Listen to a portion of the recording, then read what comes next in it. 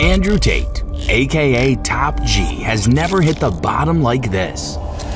He went from smoking cigars in Bugattis and yachts with hot women and becoming the most Googled person on the planet, to running crypto pump and dump schemes and getting his serious criminal cases reopened in multiple countries. Romania's prosecutors say the case against the Tate brothers has not been dropped, and both siblings are expected to return to Romania if summoned. No, Florida is not a place where you're welcome with that type of conduct. And as if things couldn't get any worse for Andrew, he went on to lose his long-awaited comeback fight in the most humiliating way, convincing many that this is the deserved end of the Tate empire. But to understand how Andrew got here, we have to go back a few years. Andrew Tate started out as a kickboxer, but his real rise came after he reinvented himself as an online influencer in 2016. He built an image around extreme wealth and so-called unmatched masculinity, posting clips of fast cars, private jets, and luxury homes. And because he framed himself as proof that anyone could escape a normal life, he promised his audience they could do the same. All it took, according to him, was buying his $50 online course, Hustlers University. However, that image began to crack on December 29, 2022, when Andrew and his brother Tristan were arrested in Romania and hit with serious charges tied to human trafficking and exploitation of women. As a result, they spent more than 90 days behind bars. But on March 31, 2023, the two brothers were moved to house arrest. They were later released on August 4th of that same year, but were not allowed to leave Romania. However, freedom didn't mean the trouble was over. The investigation continued, and because of new developments, Andrew was placed under house arrest again on August 21, 2024, and Tristan was placed into judicial control. At the same time, pressure was building elsewhere, because UK police had issued arrest warrants for both Andrew and Tristan on similar charges. Even then, Andrew didn't slow down. Instead, he kept pushing money-making schemes online, including crypto, all while promoting his online university on X, saying, "Everyone on my team made money on BTC." It was as easy as listening to the professionals who have worked every day for years to make sure they get it right. You could have won too. You could win on future dumps and future pumps, but you won't do it alone. That behavior drew the attention of online investigators who uncovered a pattern of crypto scams, including rug pulls, where Andrew allegedly took millions from his followers. Oh, turns out he did, multiple times, and now is planning to launch a coin if you stay subscribed to his Get Rich Quick scheme. But what made this stand out even more was because in the past, Andrew had openly spoken against crypto, saying, "I do not endorse shitcoins. I'm not a scammer like every other influencer. I don't need to rob my fans. I do not have anything to do with any crypto." And this did not go unnoticed by keen people. As one ex-user put it, "Didn't this guy just post a video saying crypto shillers are the worst?" And another one said, "I seen a video of you saying crypto influencers are the worst, but it seems like you are now one of them, LOL." But this did not faze Andrew. He then launched his own Discord-style platform called The Real World, a rebrand of Hustlers University, charging a $50 entry fee to join, selling it as the only way to escape the matrix.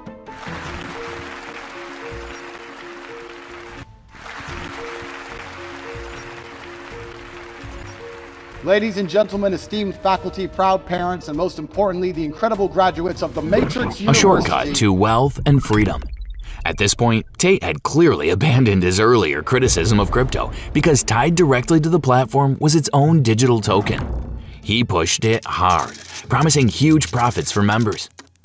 But in reality, the system looked even worse than his past schemes, as it closely resembled a pyramid setup dressed up with flashy branding. Gain power points, you have to stay subscribed to keep your power points, and then they say they will pay you a percentage that their school makes. The goal is that you can buy the token and own a percentage of the school. So imagine you sign up for the real world, you start to make money, you focus on your tasks, then you can invest that money in the real world token and get paid every single month a monthly dividend from the profits of the school. All right, I think I get it. So you got the people at the bottom, they're paying up into the course, into the school. Then you got the people higher with higher power levels. They're making money from people at the bottom with the coin. And then all that money flows up. It's just kind of this nice little pyramid scheme. And how did Andrew react to this expose?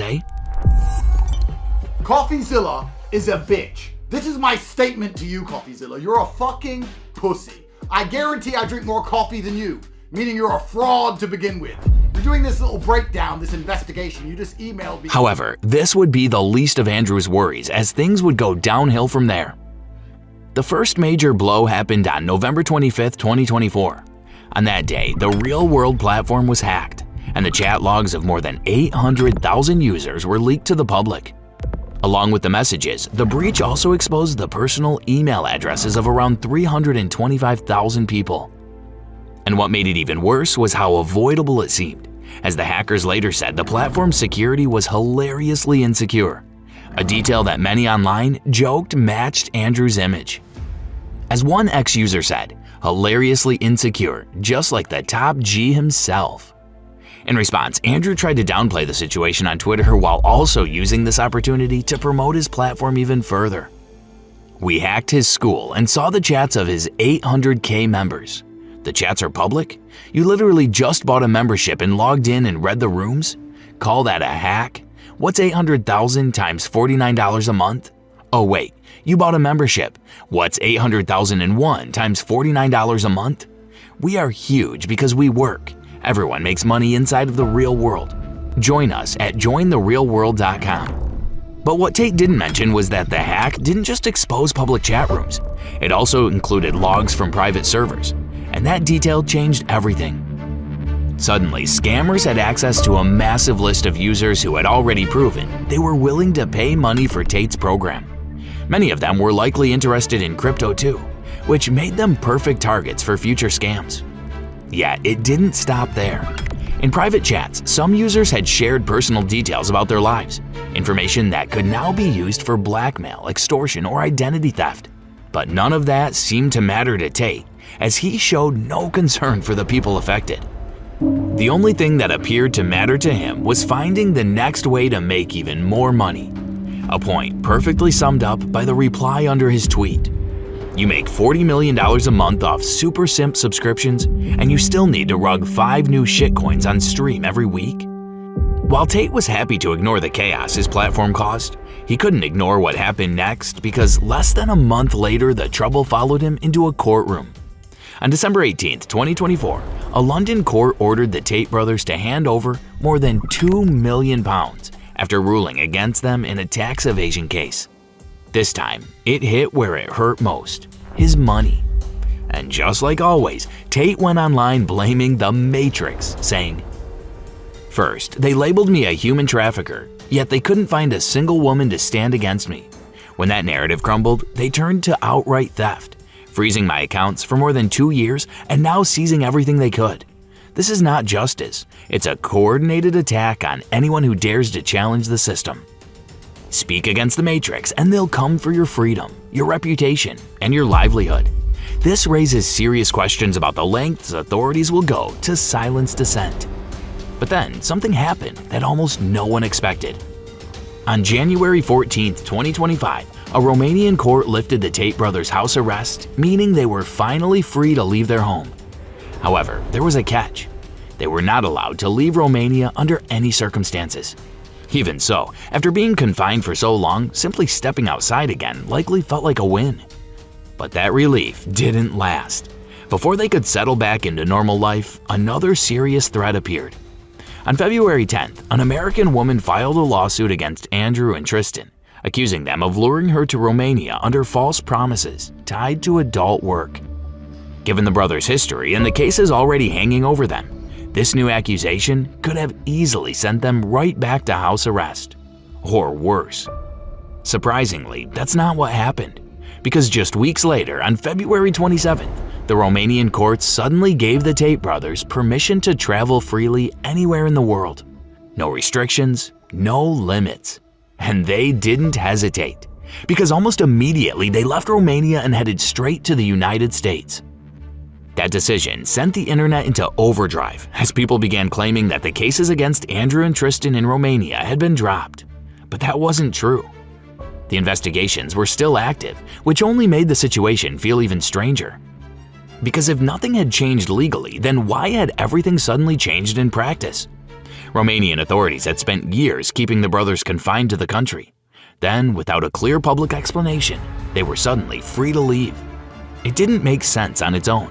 That is, until people started looking beyond Romania. Their release happened at the same time as a major political shift in the United States. Just weeks earlier, Donald Trump had returned to office, and on his first day back, he signed dozens of executive orders, including a highly publicized pardon connected to the January 6 cases.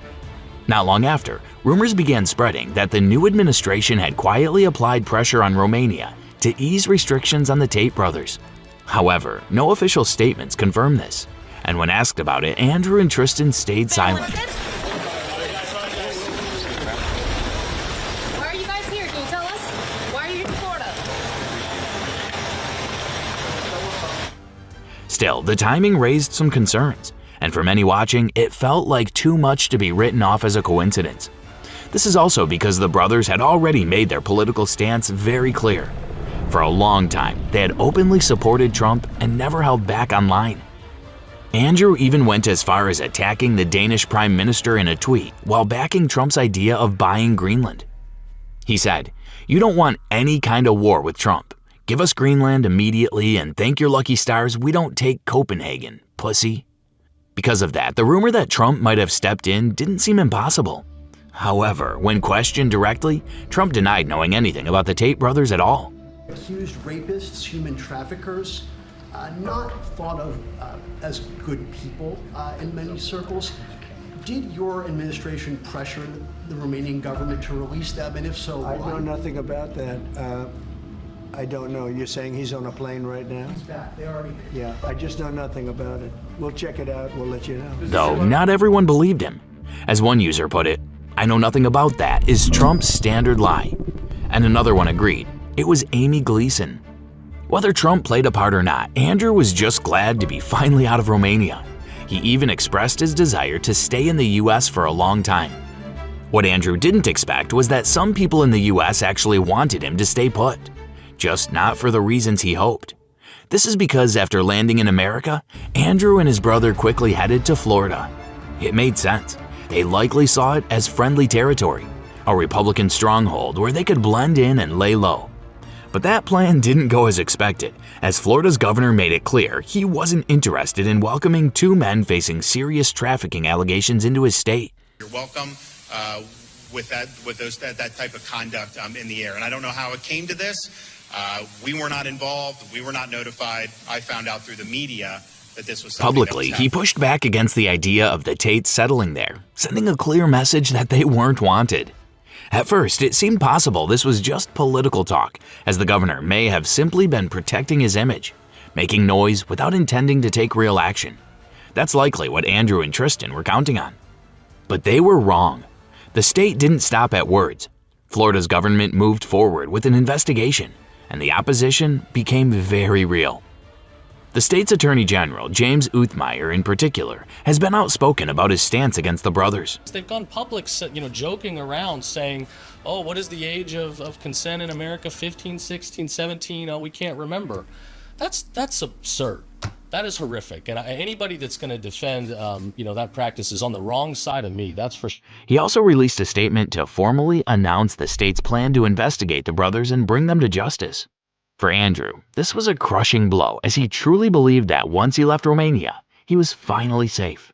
Instead, the trouble followed him. And in response, Andrew tried to twist the situation into politics, claiming DeSantis was only targeting him because Tate supported a different candidate instead of DeSantis' wife. Or as Andrew put it, "Your wife will never win governor unless you arrest me, at Governor Ron DeSantis. Your wife will never win governor unless you arrest me, at Gov Ron DeSantis. You've proven to be a communist who attacks American citizens for zero. When Americans who are unfairly imprisoned abroad return home, you betray them. You better nail me now. Let's go. Arrest me." But what Andrew didn't expect was Byron Donalds, a fellow MAGA-aligned Republican, to also come forward and support the Attorney General's decision to investigate the brothers. Seeing that he'd run out of options, Andrew decided to go on random podcasts and rant about his troubles. Things. And I turn up here, and what have I done since I've arrived? I did Patrick Bet David and sat on my laptop. That's all I've done. I've done Patrick Bet David, I sat on my laptop, and I had Taco Bell. And I've got a criminal investigation? Yeah. Where the As if this was ever going to make Florida back off. Instead, it only made things worse. What started as Andrew trying to defend himself on podcasts slowly turned into something else entirely. The more he talked, the more reckless he became. And before long, he was saying things that only hurt his case. And that is why we end up in the positions we end up in. Great breakdown. We can move on from this topic and talk about something. How about a light topic? We've been too heavy. Let's talk Epstein a little bit.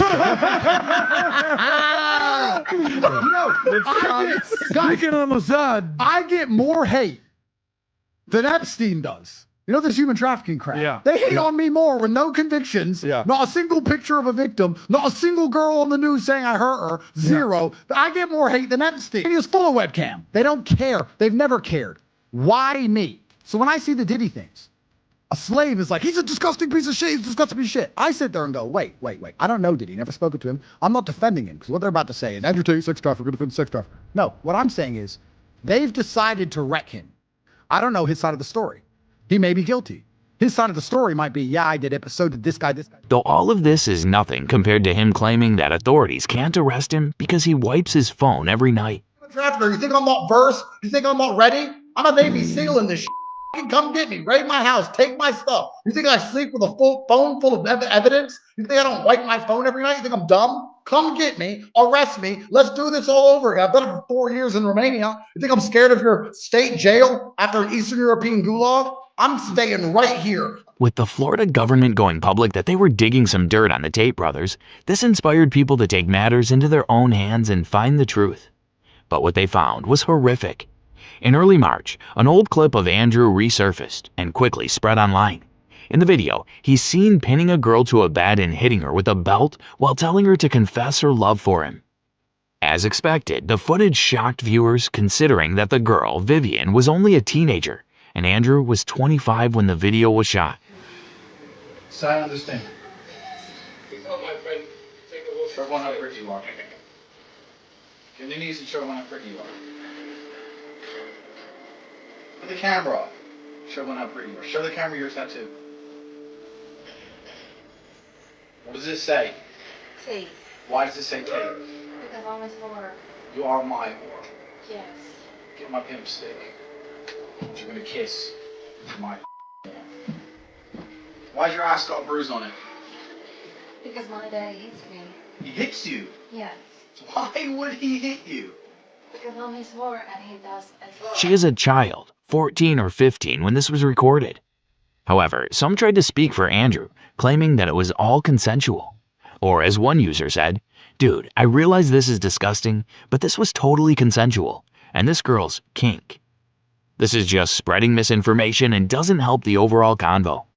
To clear his name, Vivian released a video publicly defending Andrew, stating the act was consensual and part of a role-play dynamic. Hi, I'm pretty sure many of you have seen a video of Andrew Tate beating up a woman. There's a video from 10 years ago that showed me doing a sexual act with one of my ex-girlfriends. And I'm pretty sure not so many of you have seen the same woman coming forward with a statement saying it is nothing but a sex play. So here I am again for the second time. Yes, the woman he has beaten up, and the same woman who has made a statement is me. So She described it as a game they engaged in, and both Tate and Vivian have maintained this stance ever since.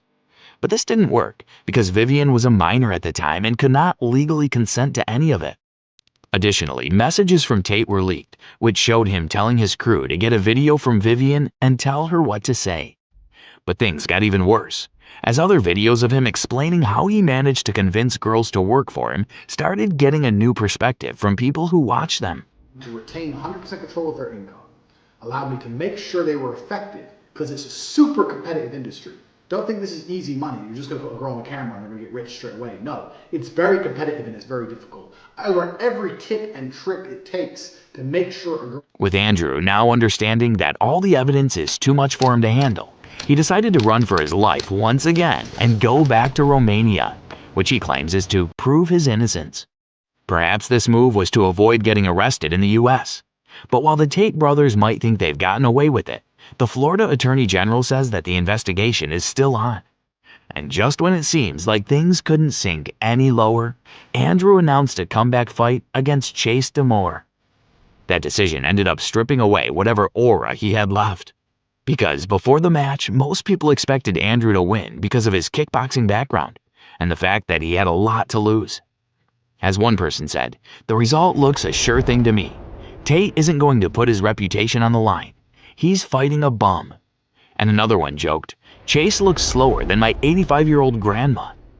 Even with Chase's age and size advantage, Andrew himself was confident he would knock him out. I can't sit around wondering what could have been. So I'm here to fight. I would have fought anyone. Chase is the guy they gave me, so I'm going to beat him up. And after I beat him up, I'll beat up whoever else they want me to beat up. I don't give a fuck. However, on December 20th, 2025, match day, things didn't go as planned for Andrew. He started strong. He jabbed up and down the body, keeping his distance and working to line up the right hand. By the second round, Chase stopped being technical and started throwing wild right hands, crashing into Andrew again and again. It wasn't clean boxing, but it drained Andrew fast.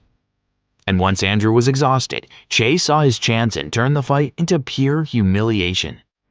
In the end, Andrew lost and the fight was dubbed one of the lowest skill fights ever seen. And as expected, big names in the combat sports community had something to say.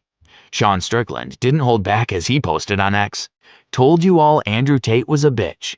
ISKA champion means nothing. Least he's exposed now." Although Andrew took the L and acknowledged Chase's victory. I think it's disrespectful for me to sit here after only fighting 20 minutes ago and start talking about rematches. It's his win. It's his day. We can talk about rematches later. For now, Chase is the champion. Some still clowned him, saying, Tate's biggest lie to date is he can fight. How can anyone take him seriously after being beaten by a Love Islander in pink gloves? I guess it's called lover boy method. The real losers in this sad event are the gullible fanboys who paid to watch this girly schoolyard scrap. Even Tristan thought that Andrew did not do his best in the ring. He's not the same man he was 10 years ago.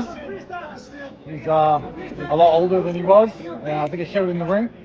You know, I respect him a lot for getting in there and trying. And I love him and I support anything. Unfortunately for Andrew, this fight served as the final blow in his image because, after all, he has nowhere left to run. He has a wounded ego. The UK police already have an arrest warrant against him and his brother. And now, even the US is involved in investigating the heinous crimes against him.